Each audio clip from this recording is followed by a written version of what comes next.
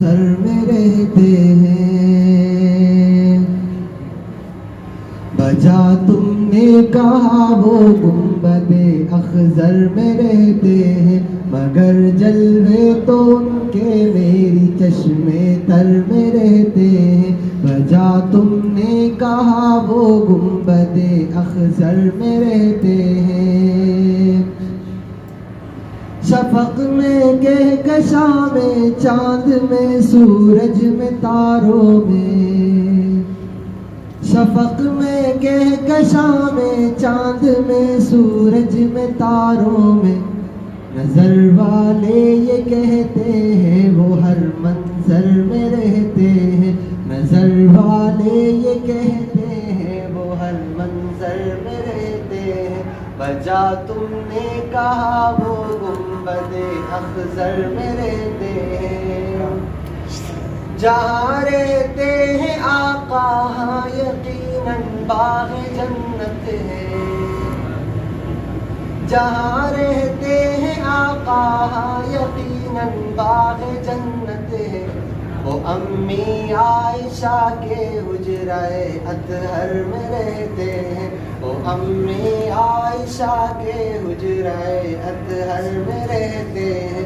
بجا تم نے کہا وہ گنبد اخضر میں رہتے ہیں، مگر جلوے تو ان کے میری چشمے تر میں رہتے ہیں۔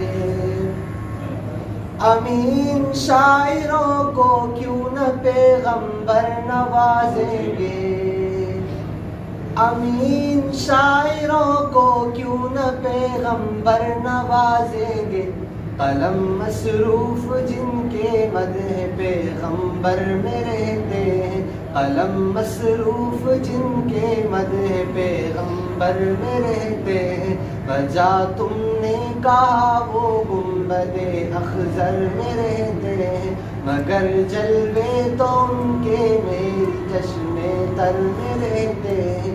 بجا تم نے کہا وہ گنبد اخضر میں رہتے ہیں، مگر جلوے تو ان کے میری چشمے تر میں رہتے ہیں۔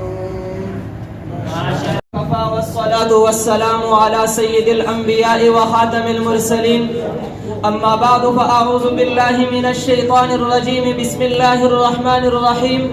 إلا تنصروه فقد نصره الله إذ أخرجه الذين كفروا ثاني اثنين إذ هما في الغار إذ يقول لصاحبه لا تحزن، صدق الله العظيم۔ وقال النبي صلى الله عليه وسلم لأبي بكر الصديق أنت صاحبي على الحوض وأنت صاحبي في الغار، أو كما قال عليه الصلاة والسلام۔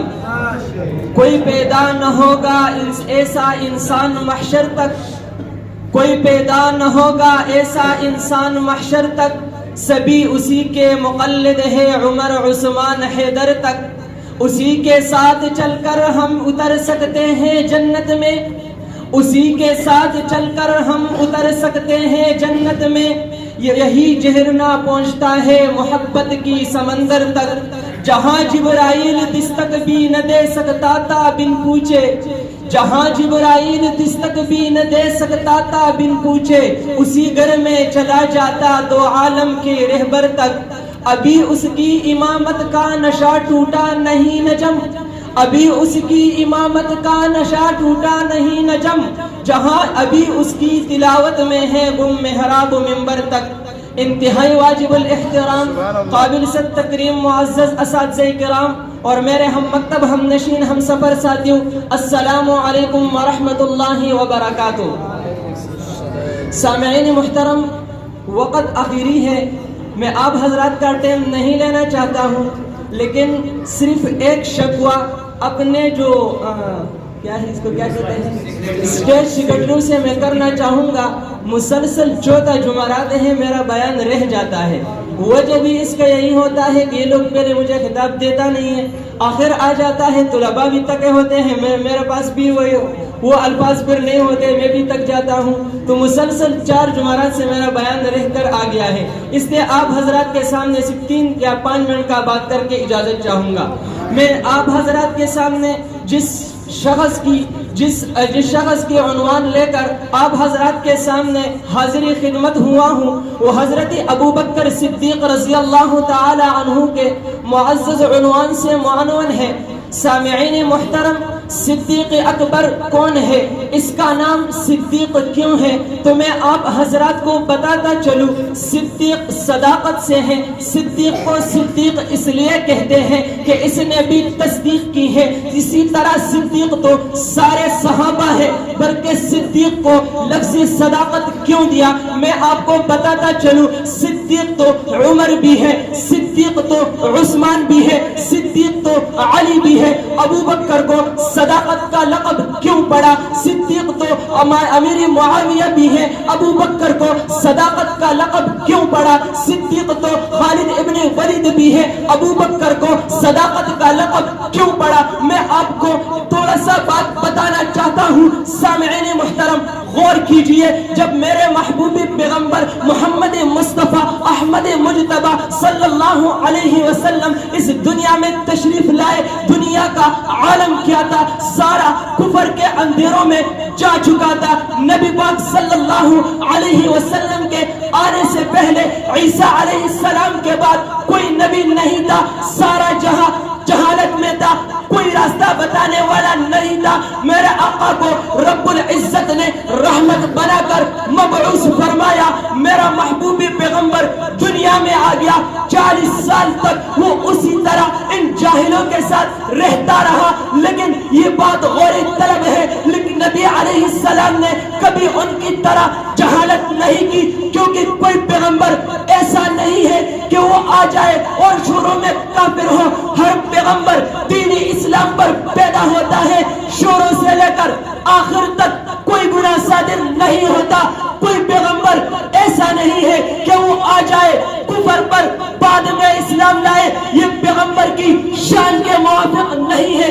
اسی طرح میرا محبوب پیغمبر حضرت محمد مصطفیٰ ہے، جب وہ آئے جہالت کا دور تھا۔ میں بات مختصر کر کے اجازت چاہوں گا، لیکن وقت بڑھتا گیا، 40 سال کی عمر ہو گئی، محبوب پیغمبر کو نبوت ملتی ہے، رسالت ملتی ہے۔ کس طرح ملتی ہے؟ میرے محبوب پیغمبر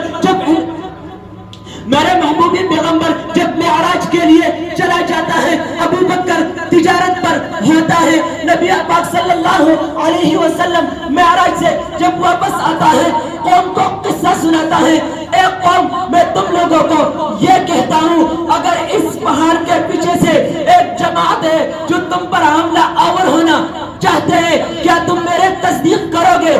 قوم نے کہا کیوں نہیں، محمد تو امین ہے، ہم ہر بات کی تصدیق کریں گے۔ اسی طرح میرے محبوبی پیغمبر نے کہا، اے لوگو تم کہو قولوا لا الہ الا اللہ تفلحون، تم کامیاب ہو جاؤ گے۔ کیوں؟ اس لیے کہ یہ سارا جہالت کا دور ہے، خدا ایک ہے، سو نہیں، اسی ایک خدا کو مانو، تم کامیاب ہو جاؤ گے۔ لوگوں نے مخالفت شروع کی، وہی لوگ جو محمد کو امین کہتے تھے وہی لوگ مخالف ہو گئے، جو محمد کو صدیق کہتے تھے وہی لوگ مخالف ہو گئے۔ انہیں لوگوں نے پتھر برسانا شروع کی۔ ذرا بات آگے چلی، میں بتاتا چلوں، یہاں تک کہ انہوں نے یہ تان کر لی کہ آج ہم ابو بکر کو بھی نبی سے جدا کر کے رہیں گے۔ ابو جہل کا یہ سوچ تھا، اس نے کہا کہ آج صدیق ہمارا مخالفت نہیں کرے گا۔ بات جب صدیق تک پہنچتی ہے، کہتا ہے تو بول کہ ایک شخص یہ کہے کہ میں یہاں سے لے کر مسجد اقصی تک ایک رات میں گیا، وہاں سے آسمانوں تک چلا، کیا تم اس کی تصدیق کرو گے؟ ابو بکر کی فقاہت کو دیکھو، وہ کہتا ہے بولا کس نے ہے؟ جواب ملا محمد نے۔ اس نے کہا، جب اس نے کہا میں اسی کی تصدیق کرتا ہوں، اسی وجہ سے اس کو صدیق کہا۔ سامعین محترم،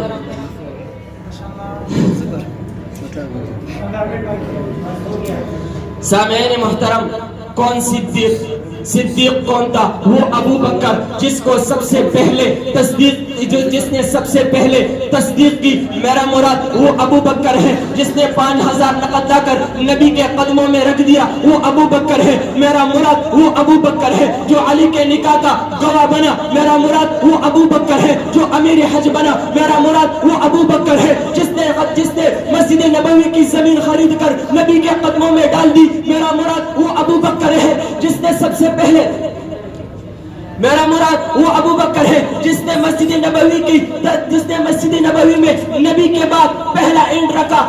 آخری وقت ہے, اسی شعر پر اختتام کر کے اجازت چاہوں گا. اے صدیق جو بھی تیرا احترام کرتے ہیں, اے صدیق جو بھی تیرا احترام کرتے ہیں, ہم بڑے ادب سے ان کو سلام کرتے ہیں. تو نہ خدا کے کام کا نہ نبی کے کام کا, جو منکر صدیق ہے وہ نطفہ حرام کا. وآخر دعوانا الحمدللہ الذين اصطفى. أما بعد فأعوذ بالله من الشيطان الرجيم. بسم الله الرحمن الرحيم. من قتل نفسا بغير نفس أو فساد في الأرض فكأنما قتل الناس جميعا. صدق الله العظيم. وقال النبي صلى الله عليه وسلم المؤمن من أمنه الناس على دمائهم وأموالهم أو كما قال عليه الصلاة والسلام. دل کا ہر داغ تبسم میں چھپا رکھا ہے, دل کا ہر داغ تبسم میں چھپا رکھا ہے. ہم نے ہر غم کو غم یار بنا رکھا ہے. نو کے پرخان سے پوچھو تو وہ گواہی دیں گے, ہم نے کانٹوں میں بھی گلزار کھلا رکھا ہے. میرے قابل صد تکریم اساتذہ اکرام اور جامعہ ندوۃ العلم کے غیور طلباء ساتھیوں, آج میں آپ حضرات کے سامنے جس موضوع پر اپنے افکار بے بہا کو لبوں پہ لانے کی جرت کر رہا ہوں وہ ہے اسلام اور دہشت گردی. سامعین ذی وقار, ذرائع ابلاغ کی جاندارانہ پالیسی کا نتیجہ ہے کہ اس وقت دنیا میں اسلام کو ظلم و وحشت اور دہشت کا مذہب قرار دینے کی ہمہ جہت کوششیں ہو رہی ہیں, اور میڈیا اس وقت ہر قسم کے خبروں اور نئی تخلیقات کے ذریعے یہ تاثر عام کرنے کی کوشش میں لگی ہے کہ اسلام اور امن میں کوئی جوڑ نہیں. حالانکہ اس تجزیے کی تغلیظ کے لیے صرف اتنی بات کافی ہے کہ اسلام کے معنی میں ہی امن و سلامتی ملحوظ ہے. چنانچہ میرے آقا صلی اللہ علیہ وسلم نے مسلمان کی یوں تعریف فرمائی ہے, المسلم من سلم المسلمون من لسانہ ویدی. اور اسلام کے مترادف لفظ ایمان میں بھی امن و سلامتی ملحوظ ہے. اسی وجہ سے میرے نبی صلی اللہ علیہ وسلم نے مومن کی تعریف یوں فرمائی ہے, المؤمن من امنہ الناس علی دمائہم و اموالہم.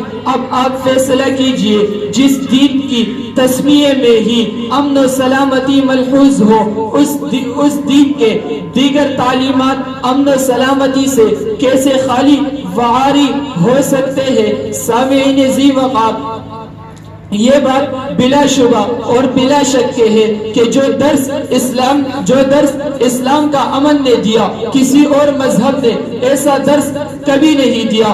قرآن پڑھنے والے جانتے ہیں کہ یہود اور کفار مکہ کی لڑائی کا اصول تھا کہ جب ایک دوسرے پر غالب آ جاتے تو کمزوروں اور ضعیفوں کو قتل کرتے یا جلا وطن کرتے. قرآن نے ان کو اس فتنہ فساد سے روکنے کے لیے قصاص کا حکم نازل فرما کر امن کی یوں تعلیم دی ہے, یا ایھا الذین آمنوا, ایک دوسرے کو قتل کرتے یا جلا وطن کر دیتے. اس فتنہ و فساد سے روکنے کے لیے قرآن نے امن کی یوں تعلیم دی ہے, لا تسفکون دماءکم ولا تخرجون انفسکم من دیارکم. اسلام سے پہلے قتل و غارت گیری کا بازار گرم تھا. ایک قتل کے بدلے ہزاروں جانیں ضائع ہو جاتی تھی. خاندان کے خاندان جنگ کے زد میں آ جاتے تھے، اسلام نے ان کو اس فتنہ و فساد سے روکنے کے لیے قصاص کا حکم نازل فرما کر امن کی یوں تعلیم دی ہے، یا ایھا الذین آمنوا کتب علیکم القصاص فی القتلى الحر بالحر والعبد بالعبد والانثى بالانثى فمن عفی له من اخیہ شیء فاتباع بالمعروف واداء الیہ باحسان۔ امن کی تعلیم قرآن نے اس انداز سے بھی دی ہے کہ اس فتنے کو دنیا سے ختم کر دو، وقاتلوہم حتی لا تکون فتنہ۔ امن کی تعلیم قرآن نے اس انداز سے بھی دی ہے کہ قتل کے فتنہ و فساد اور بدمنے کو قتل سے بھی برا قرار دے کر ارشاد فرمایا، وَالْفِتْنَةُ أَكْبَرُ مِنَ الْقَتْلِ، اور میرے رب نے تو یہاں تک کہ بدم اس جگہ سے بھی جانے سے منع فرمایا جہاں بدمنی کا شبہ پیدا ہوتا ہے۔ جمعے کے متعلق میرے رب ذوالجلال نے قرآن میں فرمایا فَإِذَا قُضِيَتِ الصَّلَاةُ فَانْتَشِرُوا، جب جمعے کی نماز ادا کر لو تو منتشر ہو جاؤ۔ میں پوچھنا چاہتا ہوں، لوگ تو عبادت کے لیے جمع ہوئے تھے، ارے منتشر ہونے کا حکم کیوں دیا جا رہا ہے؟ پتہ چلا کہ بدمنی پیدا نہ ہو۔ ارے اسلام کو دہشت گرد کہنے والوں، ذرا اپنی تاریخ پر نظر ڈالو۔ جب تمہاری تاریخ تمہارے ظلم کی داستانیں سنا رہی ہے۔ جب عیسائیوں نے یروشلم کو فتح کیا تو 70,000 سے زائد مسلمان مرد عورتوں کو موت کی گھاٹ اتار دیا۔ ظلم انہوں نے کیا، دہشت گرد ہم کہلائے۔ جب روس میں سوشلزم کے دور میں 4 کروڑ افراد ہلاک ہوئے، ظلم انہوں نے کیا، دہشت گرد ہم کہلائے۔ چین میں کمیونزم نافذ کرنے کے لیے 1.5 کروڑ ذمہ داروں کو پھانسی پر لٹکایا گیا، ظلم انہوں نے کیا، دہشت گرد ہم کہلائے۔ کوریا میں 2 سال میں 50 لاکھ سے زائد مرد اور عورتیں ہلاک ہوئی، ظلم انہوں نے کیا، دہشت گرد ہم کہلائے۔ عالمی امن کے علم بردار مغربی دنیا نے جنگ عظیم اول وطن کی صورت میں پوری دنیا کو تباہی کے بھٹی میں جھونکا دیا، ظلم انہوں نے کیا، دہشت گرد ہم کہلائے۔ عالمی دہشت گرد امریکہ نے عراق اور ایران کو لڑا کر 4 لاکھ عراقی اور 6 لاکھ ایرانیوں کو مروا دیا، ظلم انہوں نے کیا، دہشت گرد ہم کہلائے۔ امریکہ نے دوبارہ افغانستان پر حملہ کر کے 10 لاکھ افغانی مجاہدین و عوام کو موت کے منہ میں دھکیلا، پورا ملک کنڈرات کا نمونہ بن گیا، مسجدیں و مدارس شہید کر دیے گئے، ظلم انہوں نے کیا، دہشت گرد ہم کہلائے۔ افسوس اس بات پر کہ خود دہشت گردی میں حد کرنے والے اس ذات پہ انگلی اٹھا رہے ہیں جس نے اس ذات پہ انگلی اٹھا رہے ہیں جس نے گالیاں سن کر بھی دعائیں دی، اس ذات پہ انگلی اٹھا رہے ہیں جس نے اپنے دشمن کے گھر کو دارالامان کہہ دیا۔ تو پھر مجھے کہنے دیجئے، ہم آہ بھی کرتے ہیں تو ہو جاتے ہیں بدنام، وہ قتل بھی کرتے ہیں تو چرچا نہیں ہوتا۔ وما علینا الا البلاغ۔ الحمدللہ وحدہ والصلاة والسلام علی من لا نبی بعدہ، نشهد ان لا الہ الا اللہ وحدہ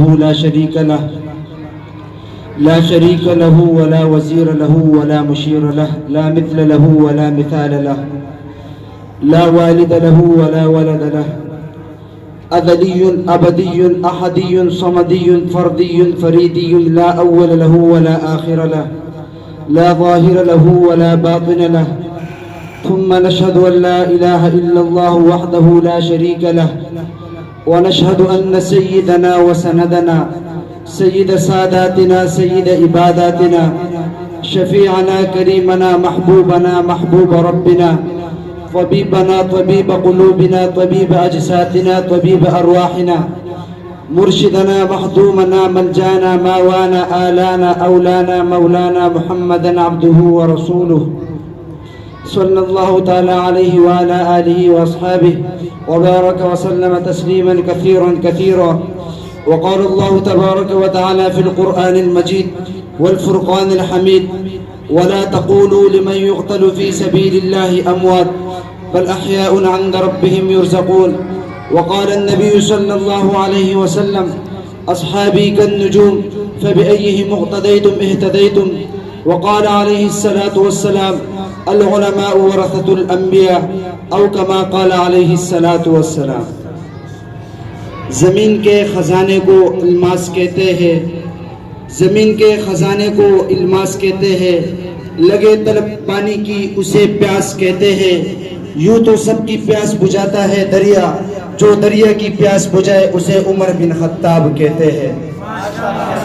جس کو پتہ ہی نہیں اپنے باپ کا، ہو کیا بگاڑے گا عمر بن خطاب کا.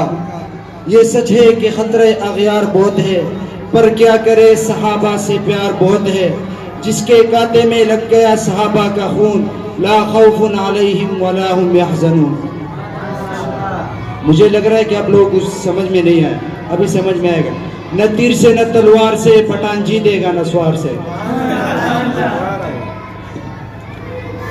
واجب الاحترام معزز و مکرم دی وقار علماء کرام، صحابہ کرام اور صحابہ کرام اہل بیت سے محبت کرنے والے بزرگوں، جیالے ساتھیوں، آج کا یہ بزم انتہائی شان و شوکت سے انعقاد پذیر ہے.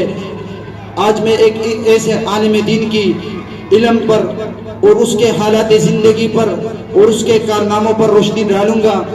1963 میں خیرپور کے علاقے میں حاجی وارث صاحب کے گھر میں ایک بچہ پیدا ہوا جس کا نام علی شیر تھا. دنیا اس بچے کو ایک عام بچہ سمجھ کر دیکھتی تھی. مدرسے میں گیا، استاد اس بچے کو عام طالب العلم سمجھتے تھے.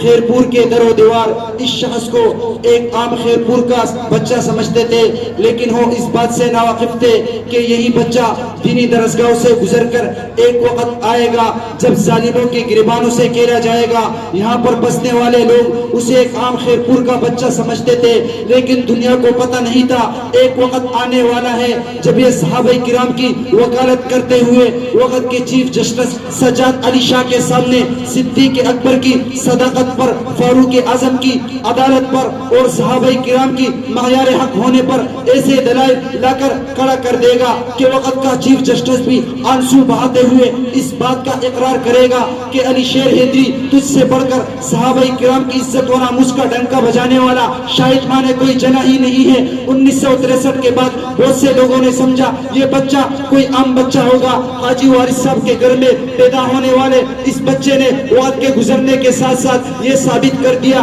کہ اگر صحابہ کرام کی غلامی میں جنگ سینٹر کے عقوبت خانوں میں جایا جائے، ہتھ کڑی پہنی جائے، بیڑی پہنی جائے تو مسکراتے ہتھ کڑی کو پہننا، مسکرا کے بیڑی کو پہننا اور مسکرا کے جیل سے باہر نکلتے ہوئے صحابہ کا جو غلام ہے ہمارا وہ امام ہے کہ نعرہ بلند کرنا. جب یہ وقت گزرا تو دنیا نے اسی علی شیر کو علی شیر حیدری کہا. پھر وقت اور گزرا، اس جوان نے اپنے کندھوں پر اپنے قائدین کے لاشیں اٹھائے، کارکنوں کے لاشیں اٹھائے، حضرت اعظم سے لے کر حضرت فاروقی تک اور تمام شہداء اور قائدین اور کارکنان کے جنازے اٹھاتا ہوا یہ شخص آگے بڑھا. 33 برس کی عمر میں دنیا کو پتہ چلا کہ حاجی وارث صاحب کے مکان میں 1963 میں پیدا ہونے والا بچہ کوئی معمولی بچہ نہیں تھا، بلکہ وہ امام اہل سنت تھا. اور امام کون ہوتا ہے؟ جس کو اپنے مقتدیوں کی فکر ہو. امام کون ہوتا ہے؟ جو مقتدیوں کی حالت سے واقف ہو. امام کون ہوتا ہے؟ جو اپنی پچھلی صفوں پر گہری نظر رکھتا ہو. اہل سنت کا امام علی شیر حیدری. اگر پارا چندار میں اہل سنت پہ ظلم ہوا تو تڑپ اٹھا، اگر عراق میں اہل سنت پہ ظلم ہوا تو تڑپ اٹھا، اگر شام میں اہل سنت پہ ظلم ہوا تو تڑپ اٹھا، اگر فلسطین میں اہل سنت پہ ظلم ہوا تو تڑپ اٹھا، اگر کشمیر میں اہل سنت پہ ظلم ہوا تو تڑپ اٹھا، اگر پاکستان میں اہل سنت پہ ظلم ہوا تو تڑپ اٹھا، اگر کراچی میں اہل سنت پہ ظلم ہوا تو اہل سنت کا امام علی شیر حیدری تڑپ اٹھا. وقت اور گزرا جب یہ امام اہل سنت ہے اپنی قوم کی خبرگیری کرتا ہوا، عظیمتوں کا سفر طے کرتا ہوا یہ ثابت کر دیا. جب یہ وقت گزرا تو دنیا نے اسے علی شیر کو علی شیر حیدری کہا. پھر وقت اور گزرا، اس جوان نے اپنی قائدین کے لاشیں اٹھائے، عظیمتوں کا سفر طے کرتا ہوا، مصیبتیں برداشت کرتا ہوا، جوانوں کے لاشیں اپنے کندھوں پر اٹھاتا ہوا آگے بڑھ گیا. پھر 2010 کی رات کی وہ گھڑی آ گئی جب امام اہل سنت کو سندھ کے علاقے میں گولی سے نشانہ بجا کے شہید کر دیا گیا. اور ان کو شہید کرنے والوں نے سمجھا امام کی سوچ ختم ہو گئی، امام کی فکر دب گئی. جب یہ امام اہل سنت کا پیشوا اپنی منو مٹی کے نیچے چلا گیا. اگر شام کے اندر اہل سنت کے ساتھ ظلم ہوا، بشار الاسد نے شام میں 8 مہینوں کے اندر 35,000 اہل سنت کا قتل عام کیا، تو امام سے محبت رکھنے والے بول اٹھے. اگر عراق میں اہل سنت کے ساتھ ظلم کیا تو امام سے محبت رکھنے والے بول اٹھے. اگر کراچی میں اہل سنت کے ساتھ ظلم کیا تو امام کے ماننے والے بول اٹھے. ان تمام تر باتوں کو سامنے رکھ کر آج میں دشمن کے پیغام دینا چاہتا ہوں. تو نے سمجھا تھا امام چلا گیا، امام چلا گیا، آ دیکھ امام تھا، امام ہے اور امام رہے گا. عزیزان محترم، کل 22 جمادی الثانی ہے. حضرت سیدنا ابوبکر صدیق رضی اللہ تعالیٰ عنہ کی وفات کا دن ہے. وہ عظیم صحابی ہے، آج اس کو بیچ سڑک پر گالی دی جا رہی ہے، آج اس پر طعن و تشنیع کا نشانہ بنایا جا رہا ہے. کون صدیق؟ جس نے سب سے پہلے جس نے کلمہ پڑھا ابو بکر، سب سے پہلے جو صحابی کہلایا ابو بکر، سب سے پہلے جس نے کعبے میں خطبہ دیا ابو بکر، سب سے پہلے جس نے 40,000 دینار آقا کے قدموں پر رکھے ابو بکر، جس نے بلال کو آزاد کرایا ابو بکر، جس نے عامر بن مغیرہ کو آزاد کرایا ابو بکر. آقا چل کے جس کے دروازے پر گئے ہیں ابو بکر. آقا کو جس نے اپنے گود کے بستر بنایا ابو بکر. جس کے آنکھ کے قطرے مبارک چہرے پر ٹپکے ابو بکر. قرآن نے جس کو صدیق کہا، مصطفیٰ نے جس کو صدیق کہا، وہ ابو بکر ہے. صدیق نے سب سے پہلے اسلام کی تصدیق کی، صدیق نے سب سے پہلے نبوت کی تصدیق کی، صدیق نے سب سے پہلے کلمہ طیبہ کی صدا بلند کی، صدیق نے سب سے پہلے اسلام کے لیے مار کھائی، صدیق نے سب سے پہلے معراج کی تصدیق کی، صدیق نے سب سے پہلے اپنے محبوب کو کندھے دیا، صدیق نے ہر مقام پر اسلام کے پرچم کو بلند کیا، سب کچھ لٹا کر، سب کچھ نثار کر کے آخری وقت امت سے کفن بھی نہیں مانگا. جب 13 برس تک کافروں کی طرف سے ہر قسم کے ظلم و ستم اٹھا کر آقا مدنی علیہ السلام اور آپ کے اصحاب امتحان خداوندی میں کامل ہو چکے، تو آپ علیہ السلام کو حکم ملا کہ مکے سے ہجرت کر کے مدینہ تشریف لے جائیے. اس سفر ہجرت میں خدا اور رسول نے تمام جماعت صحابہ میں سے صرف حضرت صدیق اکبر کو منتخب کیا. وہ اس سفر میں آپ کے ساتھ تھے. اس سفر میں قدم قدم پر جانی و مال خدمت ہے. حضرت صدیق اکبر نے برداشت کی. عشق و محبت کی داستانوں میں کوئی واقعہ اس سے مافوق نہیں مل سکتا. جہر خار کی مثل دنیا میں اس وقت سے رائج ہوئی جب سے حضرت صدیق اکبر نے اپنے حبیب نبی سے یاری کی. سفر ہجرت میں حضرت صدیق رضی اللہ تعالیٰ عنہ کی رفاقت کا تذکرہ قرآن مجید میں بڑی شان کے ساتھ ہے. قرآن حضرت صلی اللہ علیہ وآلہ وسلم بھی بار بار ان کی اس خدمت کا تذکرہ فرماتے تھے. وفات سے 5 دن پہلے جو خطبہ آپ علیہ السلام نے پڑھا، اس میں فرمایا کہ جس نے کوئی احسان ہمارے ساتھ کیا ہم نے اس کا بدلہ چکا دیا سوائے ابو بکر کے کہ ان کی اس خدمت کا بدلہ قیامت کے دن اللہ رب العزت خود دے گا. ایک اور حدیث میں ہے آپ علیہ السلام نے فرمایا اے ابو بکر تیرے لیے جنت کے تمام دروازے کھلے ہوں گے. حضرت عمر رضی اللہ تعالیٰ عنہ اپنے عہدے خلافت میں فرماتے تھے کہ ابو بکر صدیق صرف شب غار کی رات اپنی خدمت مجھے دے دے اور میری ساری عمر کے تمام اعمال مجھ سے لے لے تو میں ہی فائدے میں رہوں گا. کون صدیق؟ کہ وہ سیجنب الاتقى الذي يؤتي ماله يتزكى کہہ کر قرآن جس کے تقوی کو بیان کرے. کون صدیق؟ جسے یقول لصاحبه لا تحزن ان الله معنا کہہ کر صحابی ہونے کا اعزاز اللہ تبارک و تعالی نے قرآن مجید میں دیا. کون صدیق؟ جسے ارحم امتی بامتی ابو بکر یعنی نقطہ رسالت سے جسے رحیم کا لقب ملا. کون صدیق؟ جس نے لشکر اسامہ کو بھی روانہ کیا. کون صدیق؟ جس نے رسول اللہ صلی اللہ علیہ وآلہ وسلم کی وفات کے بعد فتنہ ارتداد کا بھی مقابلہ کیا، جھوٹے مدعیان نبوت کا بھی مقابلہ کیا. کون صدیق؟ جس نے رسول اللہ صلی اللہ علیہ وآلہ وسلم کی وفات کے بعد فتنہ ارتداد کا بھی مقابلہ کیا. مجھے اور آپ کو یہ سبق دیا جب دین پر، دین والوں پر، اسلام پر اور اہل اسلام پر کوئی آنچ آئے تو میری طرح سر بکف ہو کر میدان میں آ جاؤ کہ دین میں لوگ کمی بیشی کرے اور میں زندہ رہوں. جب تک مجھ سے ہو سکے گا دشمنان دین کا مقابلہ کروں گا. عزیزان محترم، ہم مسلمان کو کافر نہیں کہتے، لیکن جو مسلمان کا لبادہ اڑ کر تقیہ کی زبان لے کر، متقی زبان لے کر، تبرہ کی زبان لے کر صحابہ کرام کی تکفیر کر کے قرآن کو غلط کہے، ان کنجروں کے کنجروں کو ہم مسلمان نہیں کہتے. ماشاءاللہ دروازے پہ حق نواز کا پیغام پہنچائیں گے. شیعہ کائنات کا بدترین کافر ہاں ہے، یہ نعرہ زمین پہ، سٹیج پہ، محراب پہ، منبر پہ لگایا تھا، لگائیں گے. رب نے موقع دیا، گولیاں چلی، بمباری ہو گئی، جان کے ٹکڑے ہوئے. کراچی میں ایک بہن کے 4 سکے بھائی شہید ہوئے. اگر تختے دار پر بھی لٹکنا پڑا تب بھی صحابہ کے دشمن کو کافر کہتے اور کافر کہتے رہیں گے. او دشمن صحابہ بول ذرا، او دشمن صحابہ بول ذرا. وما علينا إلا البلاغ. اے ماشاءاللہ ماشاءاللہ سبحان اللہ. یہ تھے درجہ خامسہ کے طالب علم. صدق الله العظيم وقال النبي صلى الله عليه وسلم بلغوا عني ولو آية أو كما قال عليه الصلاة والسلام. واعظ قوم کی وہ پختہ خیالی نہ رہی، برق طبعی نہ رہی، شعلہ مقالی نہ رہی، رہ گئے رسم آزاں روح بلالی نہ رہی، فلسفہ رہ گیا تلقین غزالی نہ رہی، مسجد مرسیاں خواہ نمازی نہ رہی، یعنی وہ صاحب اوصاف حجازی نہ رہی. سامعین محترم، آج میں آپ حضرات کے سامنے دعوت تبلیغ کے عنوان سے معنون کچھ معروضات پیش کرنا چاہوں گا. سامعین محترم، رب کریم کا فرمان ہے وَاعْتَصِمُوا بِحَبْلِ اللَّهِ جَمِيعًا وَلَا تَفَرَّقُوا، یعنی اللہ تعالیٰ کی رسی کو مضبوطی سے تامے رہو اور تفرقہ بازی نہ کرو. مطلب یہ ہے کہ قرآن کو تامے رہو، مطلب یہ ہے کہ قرآن مجید کو تامے رہو.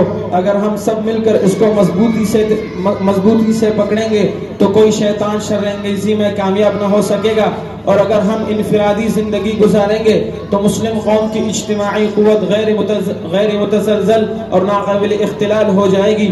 مفسرین مزید اس آیات کے ذیل میں لکھتے ہیں کہ اللہ تبارک و تعالی نے اس آیات میں عبارت النص کے طور پر مسلمانوں کو ایک جماعت بنانے کا حکم دیا ہے، اور اسی آیات میں جماعت کا منشور بھی متعین کر دیا ہے، اور وہ ہے حبل اللہ یعنی قرآن مجید. اب رہی بات اس جماعت کی کام کیا ہوگا، خود رب کریم نے اس کا اعلان کر دیا کنتم خیر امت اخرجت للناس تأمرون بالمعروف وتنہا عن المنکر، یعنی تم بہترین امت ہو جو نکالی گئی ہو لوگوں کی نفع رسانی کے لیے، اور تم خود بھی نیکی کرتے ہو اور لوگوں کو بھی نیکی کے حکم کرتے ہو، اور خود بھی ایمان کے صفات کے ساتھ متصف رہتے ہو. اور ایک جب فرمایا وَمَنْ أَحْسَنُ قَوْلًا مِّمَّنْ دُعَا إِلَى اللَّهِ وَعَمِلَ صَالِحًا وَقَالَ إِنَّنِي مِنَ الْمُسْلِمِينَ، یعنی اس شخص سے بڑی بات کس کی ہو سکتی ہے جو لوگوں کو اللہ تعالیٰ کی طرف بلائے اور خود بھی نیک عمل کرے اور کہے کہ میں بھی عام مسلمانوں میں سے ہوں. سامعین محترم، سرور دو عالم صلی اللہ علیہ وسلم نے دعوت تبلیغ کی تاکید اور اہمیت کو بیان کرتے ہوئے فرمایا من رأى منكم منكرا فليغيره بيده فإن لم يستطع فبلسانه فإن لم يستطع فبقلبه وذلك أضعف الإيمان، یعنی تم میں سے جو کوئی خلاف شرع کام کرتے ہوئے دیکھے تو اسے چاہیے اس کو ہاتھ سے روکے، اگر اس کے بھی طاقت نہ ہو تو اس کو زبان سے روکے، اگر اس کو بھی طاقت نہ ہو تو اس کو دل میں برا سمجھے، اور یہ سب سے ایمان کا ادنا درجہ ہے. سامعین محترم، حضور اکرم صلی اللہ علیہ وسلم کے ختم نبوت کی وجہ سے دعوت تبلیغ کا کام تمام مسلمانوں کے ذمہ ہے. چنانچہ صحابہ رضی اللہ تعالی علیہم اجمعین، تابعین اور تبع تابعین اس فریضے کو حسن اسلوبی کے ساتھ انجام دیا، جس کا واضح ثبوت تاریخ کے اوراق اور اطراف عالم میں پھیلے ہوئے ان بزرگ ہستیوں کے مقبرے ہیں جو فلیبلغ الشاہد الغائب پر عمل کرتے ہوئے اقوال عالم میں پھیل گئے تھے، اور کچھ زمانے تک یہ فریضہ رکا رہا. پھر اللہ تعالی حضرت مولانا الیاس رحمہ اللہ کے نور ہو قبر کو نور سے بھر دے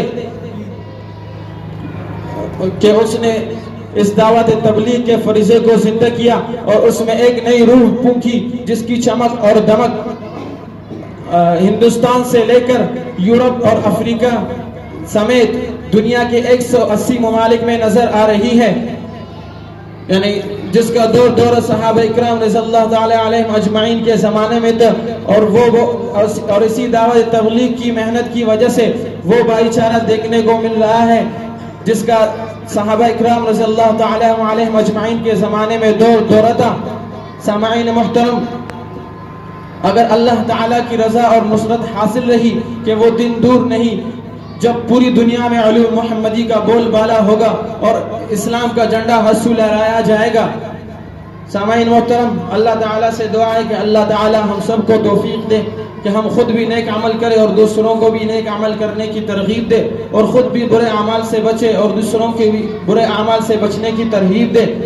اور اللہ تعالیٰ سے دعا ہے کہ ہمیں عمل کرنے کی توفیق عطا فرمائے اور ہم